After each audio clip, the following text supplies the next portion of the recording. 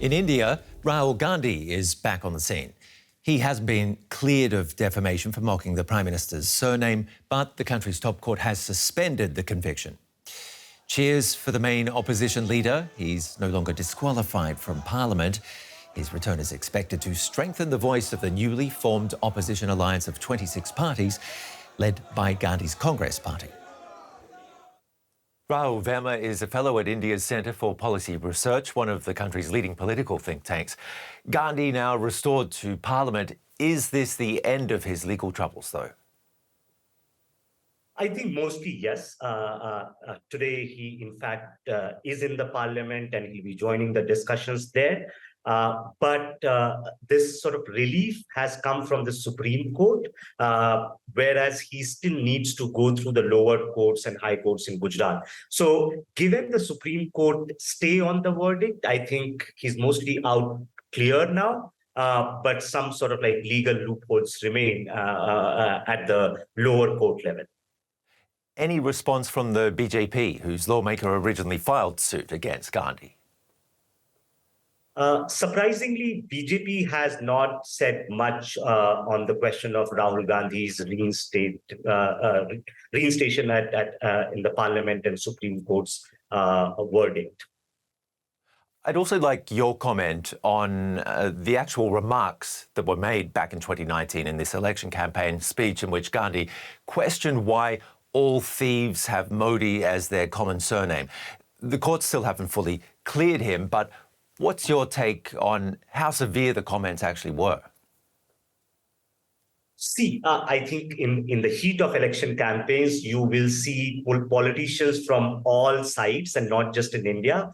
They make several remarks, and sometimes it could be just a slip of tongue, or sometimes, just also to cheer up or rile up your own supporters. So I think the kind of punishment that was meted out to Rahul Gandhi for this remark was a bit harsh, because such remarks are sort of usual. I'm not saying that particular remark against a community is usual, but something like this keep happening at the local level. I think one of the reasons perhaps the Supreme Court stayed on the lower court verdict against Rahul Gandhi is that in Supreme Court's wisdom, there was no sort of like attempt at part of Mr. Gandhi to incite violence or incite hatred.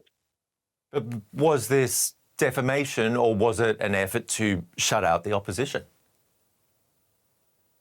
Not really.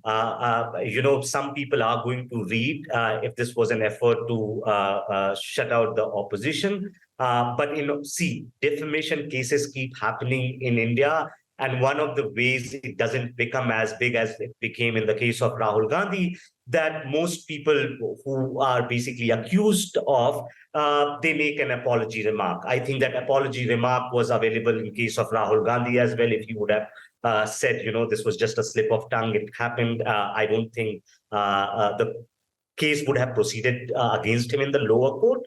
And I think perhaps in Mr. Rahul Gandhi's wisdom and Congress party's plan, they thought to engage with this particular case for many political reasons.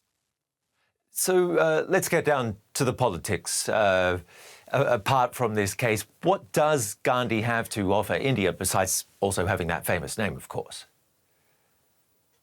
I think what Mr. Rahul Gandhi has managed to do in past 2 years, especially with his long march from southern India to North India for more than a couple of months, he has shown grit and determination. I think at least in the opposition camp, Rahul Gandhi's leadership, I'm not saying he's going to be their prime ministerial face, but what he has managed to achieve in last couple of years to emerge as one of the undisputed leaders of the Congress party. He has been able to articulate the ideological agenda and vision of the party. I'm not still sure whether the articulation at sort of like political elite level can be easily translated for voters. But so far, he has been able to unite his party, and he's in some ways a key person behind the oppositional alliance that is taking place. And it seems Rahul Gandhi is willing to, walk the talk, is also willing to forego certain things, like especially some ambitions of his own or for his party, to basically let the unity or united opposition take on Prime Minister Modi and BJP in the next round of elections. Okay, Mr. Verma, thank you very much for your analysis and for joining us here on DW News Asia. Amrita Chima is DW's Delhi bureau chief, and I asked her earlier how much of a win this is for Rahul Gandhi and his opposition Congress party. This is a big win for Rahul Gandhi's Congress party as well as for the opposition. Now, there were signs of immense jubilation when the news first came out outside the Congress party's headquarters. And the Congress party tweeted, "This judgment was a triumph of love over hate." Now, the timing, Gerhard, is also very important because this comes just days before a no-confidence motion against the government over its handling of violence in the state of Manipur in the northeast of India, which has been heavily criticized and dominated headlines for the past few weeks. And then also, there's momentum growing within the opposition. 26 opposition parties have come together in an alliance and they want to challenge the BJP.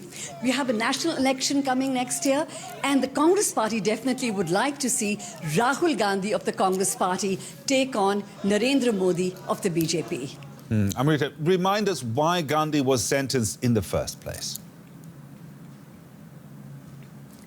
Well, it all started in 2019 during an election rally where Rahul Gandhi made some casual remarks linking the Prime Minister's surname to corruption. The backdrop to this was there were two high-profile cases where two men were accused of corruption and their surname was Modi. So a worker from the BJP, that is Narendra Modi's party, filed a case against Rahul Gandhi, accusing him of defaming the entire Modi community. Now, a local court in the state of Gujarat, which is the Prime Minister's home state, gave a judgment in March this year, sentencing Rahul Gandhi to 2 years in prison. That's the maximum sentence under this criminal defamation law. Now, when the Supreme Court came into the picture, they said what Rahul Gandhi had said was simply not in good taste, but they said that the High Court of Gujarat had not given enough evidence or substance to justify the maximum penalty for Rahul Gandhi, which led to his automatic disqualification from Parliament.